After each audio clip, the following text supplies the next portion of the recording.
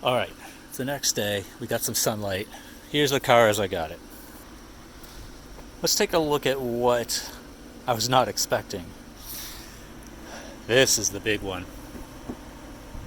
That's a big dent, and that was not in the pictures.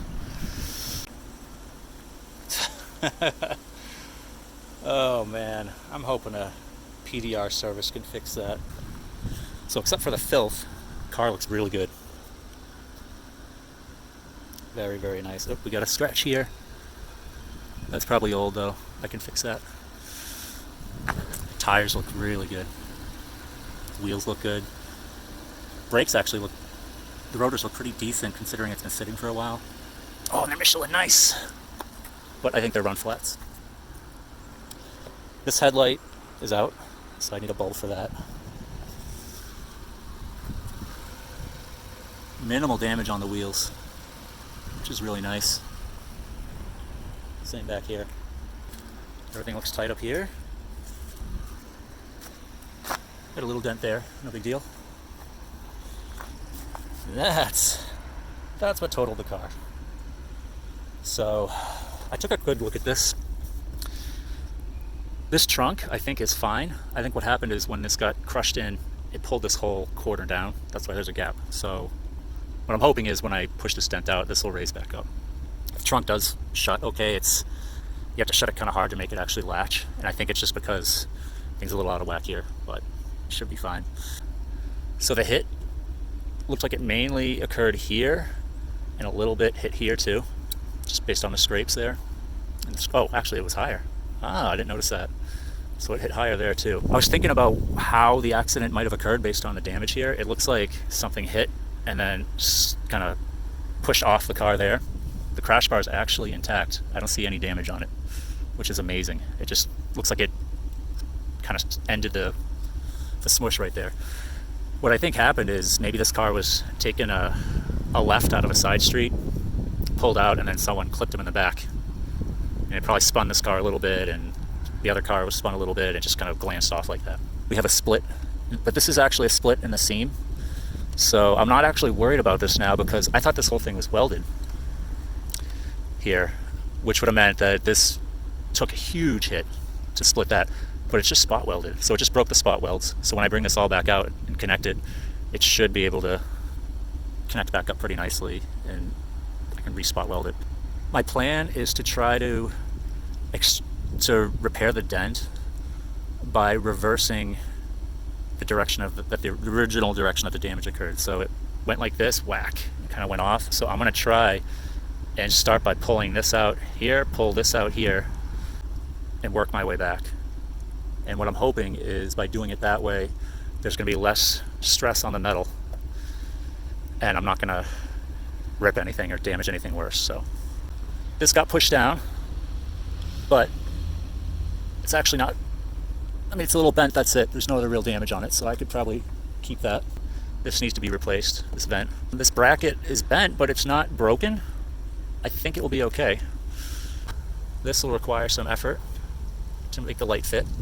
The exhaust tip was hit, but mildly here, and it's just very mild cosmetic damage. You won't see anything when this is all back together, so that should be fine. The exhaust doesn't look like it was shoved much, if anything. Nope, it wasn't. I guess now it's time to go inside. Now it is dirty, but the leather's in very good shape. I'll be able to clean that with my leather cleaning kit. That should be easy to clean, but all this stuff is in great shape. It's just dirty. We got something split right there. I'll be able to fix that okay. Look, it's still got the dealer protected plastic on the floor. Look at that on both sides. That's awesome. Looks good here. Radio works well. I've already tried it. We got some scuffs here, but I should be able to fix that. Rear looks great. I think it's time to look at the engine. What do you think? Does this sound like a good idea? I thought so. Let's go check it out. Hood does stay up. There's a 3UZ FE. Oh, that just purrs. Purrs like a kitten. I've already checked all the fluids. They look good. This power steering fluid, that's dirty. It's actually overfilled, it seems. But I need to flush that. There's the brakes. Brake fluid looks good. Oil was like right at the full level. I'll probably change it anyways. Coolant. There's coolant. There is coolant. Timing belt change might be in its near future. I'm going to take care of that myself. I'm going to flush everything out. Every fluid is going to be flushed. Probably do the transmission fluid too. AC appears to work. Yeah. I haven't felt any clunks or anything, so took it out for a quick drive. So the trunk goes up, no problem. Has to open from that side up when it's doing its convertible thing, and then this way up when I want to open it. It needs new shocks on here, struts, gas struts. See, it falls down, but that's a normal thing. Happens with age. This is the Mark Levinson audio system and amplifier, subwoofer. Let's see. Here's the damage from inside. So that actually looks like it's designed to be that way with that bulge. Like it actually bent in kind of smoothly. That's supposed to be completely inverted out. There's the split. No damage to the tub. Frame rail is okay. That was close too. It was about half an inch away from the frame rail. Nothing else wrong in here. I'm gonna get to the super frustrating part. So, and this might cost me some money and it really ticks me off. So the place that actually disassembled this car and did the estimate decided to keep a bunch of the panels in here. I do not have the panel that covers this. I don't have the panel that then wraps down here. I don't have the panel that the stiff panel up here that covers where the spare tire goes. There's no cover here. See, you have this cover that's missing. There's no cover here. And there's no cover on the back there. Shuts nicely. They did include the crash bar, so that was nice. But with my luck, of course, I already ordered this. This is the one part that I ordered before I got the car, and it's the one part I didn't need. So there's no bumper cover, but that's fine. It was probably destroyed anyways. There's no bumper reinforcement pad in here. There's no marker lights. I mean, they just left out everything. This taillight was probably destroyed, but this one definitely was not. Or it's highly unlikely this one was. I mean, I could be wrong. But so that wasn't included. That's expensive. $200 each taillight. Didn't include owner's manual, no maintenance records, no wheel locks, but that looks like a standard wheel lock.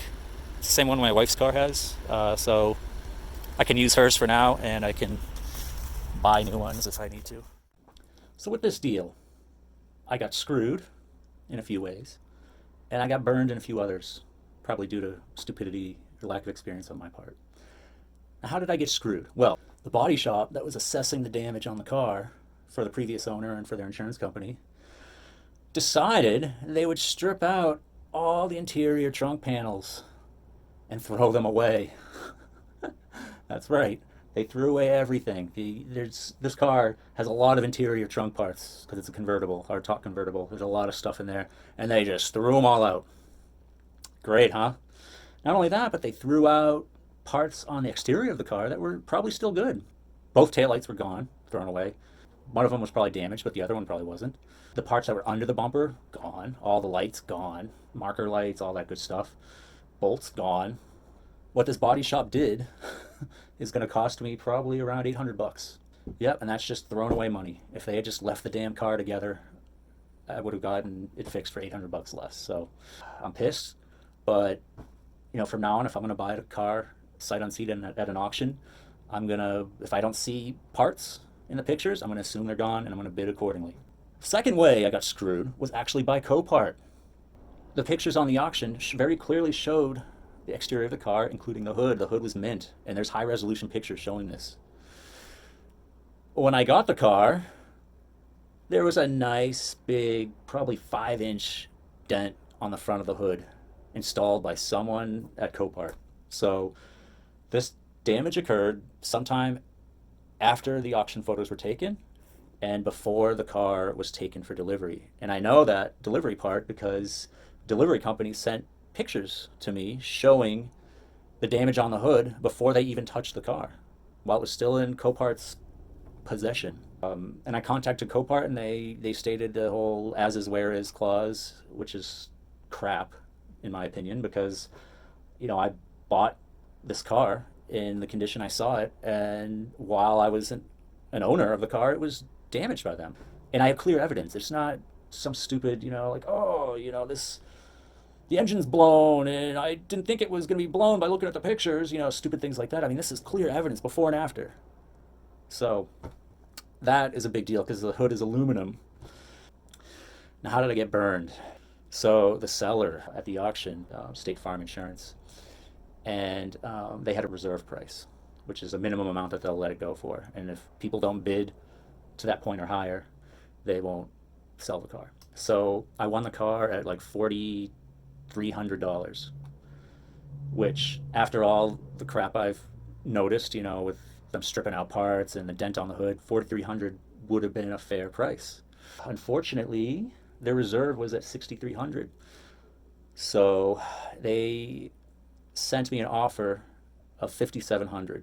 They'd sell it to me if I gave them $5,700 instead of the $4,300. And I stupidly accepted that first offer. And I did that because I was so afraid of losing the car. Put it back on auction if they didn't like my counteroffer right away. I figured they'd throw it back on auction and I'd lose it. When in reality, the back on auction, it'd probably go the next day or a few days after, and I would probably be able to bid on it again. Same deal. But that next time, they'd probably be much more likely to sell it to me for the, $4,300 or whatever I win it at. And the other way I got burned was the original owner doesn't appear to have done any of the expensive maintenance on the car, namely the timing belt. So I see no evidence of a timing belt being done. It's required every 80 or 90,000 miles, something like that. It's got 117,000. Did a lookup of the VIN on Lexus's website to look at the history of the car, and I see oil changes and other little things, but no timing belt. So a timing belt, if you were to have it done at a dealership, it's probably going to run you well over $1,000. When I'm valuing this car for this auction, I should have deducted $1,200 from my proposed value of the car, and I should have bid according to that. But there's no way I would have been able to figure that out. So, yeah. But fortunately, I can get this all done for $300 because that's what it cost me for parts, and I can do it all myself, and I'll enjoy it. So, no harm, no foul there. So there you have it. Yeah, I paid too much for the car. The car is going to be worth less because it has a salvage title. But at the same time, I want to keep this car. I didn't buy it to sell it. I bought it to enjoy it. So if I keep this for quite a while, then who gives a crap? And also, the car is immaculate structurally and corrosion-wise. I mean, there's not a speck of corrosion on this car. It's so easy to work on. It's such a joy to work on. So I never would have been able to find a car like this in New England. That's for sure. So, yeah. So now let's go over the good. So I already talked about the corrosion part was the biggest thing on my mind when I bought this car, and I wasn't disappointed. The car is in very good condition, corrosion-wise. The interior leather, though it's dirty, but other than that, the leather is in very good shape. There's no rips or tears. There's no large scuffs or anything. There's more than 50% tread life remaining on the tires, and they're nice tires. They're Michelin sports tires. They're really good. And I'm very happy about that because tires would have added a lot to the cost of this car, let me tell you. So I don't have to worry about that. And finally, the wheels. There's minimal damage to the wheels. There are some scuffs and a little bit of curb rash on the wheels. There's no corrosion, so it's easy for me to touch up and fix. If they were curb rashed in New England, they'd be shedding all their paint and all like bubbly and nasty. So I think we're in good shape. Yeah.